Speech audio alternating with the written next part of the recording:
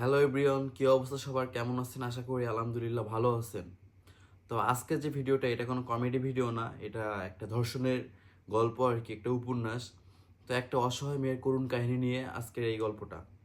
তো ভিডিওটা শেয়ার করে দিবেন, ভিডিওটা একটু লং হতে যাইতেছে, ভিডিওটা একটু সময় নিয়ে দেখবেন। তো চলেন শুরু করা যাক। বড় বোনের বাড়িতে বেড়াতে গেছিল একটা বাচ্চা মেয়ে। তার বাসায় যাওয়ার পরে তার বোন একটু কিছুক্ষণের জন্য বাইরে যাবে, এই জন্য তার বোনটা কোনো কিছু না ভেবে তার ছোট বোনকে বাসায় রেখে কিছুক্ষণের জন্য বাইরে গেছিল। মেয়েটা বোনের রুমে গুটিসুটি হয়ে শুয়েছিল এক কোনায়, দুলাভাইও ছিল রুমে। বড় বোন ভাবছিল তার হাজবেন্ড যেহেতু আছে তাহলে আর কোনো সমস্যা হবে না। তারপর দুপুরের দিকে বড় বোন বাসায় এসে দেখে রুমে লাইট নিভানো, ঘুটঘুটে অন্ধকার।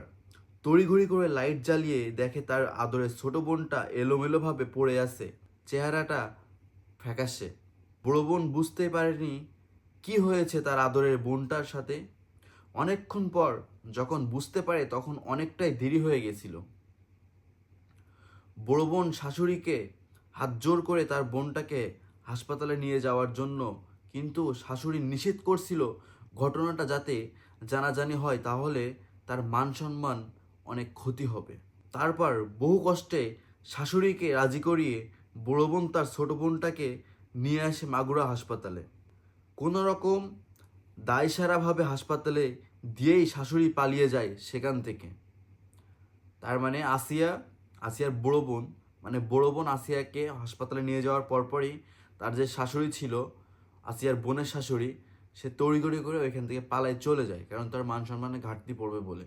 কারণ তার শাশুড়ি ঠিকঠাক মতো জানে যে এই ঘটনাটা কে কে করছে। যাই হোক, পরবর্তীতে হাসপাতালে আনার পরে বাচ্চা মেয়েটার অবস্থা আরও বেশি গুরুতর হয়ে পড়ে। ব্যথায় কাতরাচ্ছিল। শুধু বাচ্চা মেয়ে, বয়স আর কত হবে, 7 কিংবা 8। যৌনতার কিছুই বোঝে না, পুতুল নিয়ে খেলার বয়স তার।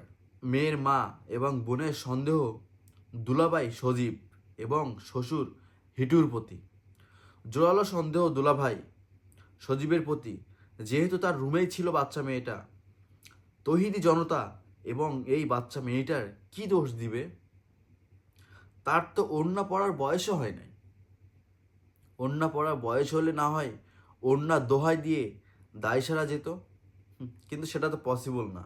তার কি এবারেও ধর্ষকের পক্ষ নিয়ে ফুলের মালা দিয়ে বরণ করে আনবে? মেয়ের মা এবং বোন মিলেই এখনও অসহায়ের মতো পড়ে আছে হাসপাতালে।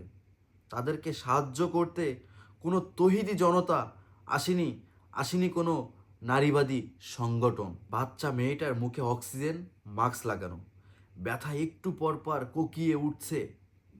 শুধু বড় বোন এক পাশে হাত ধরে দাঁড়িয়ে আছে, মা মেয়েটা মাথায় হাত বুলিয়ে দিচ্ছে আর আশ্বাস দিচ্ছে সব কিছু ঠিক হয়ে যাবে। ওরে ভর্তি জনতার সামনে মেরে ফেলা উচিত।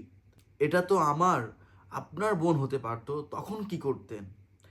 মেয়েদের কি আমরা ছেলেরা শুধু যৌনতার জন্যই পছন্দ করি, ভালোবাসি? হায় রে জনতা! পুরুষ হয়ে জন্মাইছি তাই বলে কি মেয়েদের সাথে এরকম জানোয়ারের মতন আচরণ করতে হবে?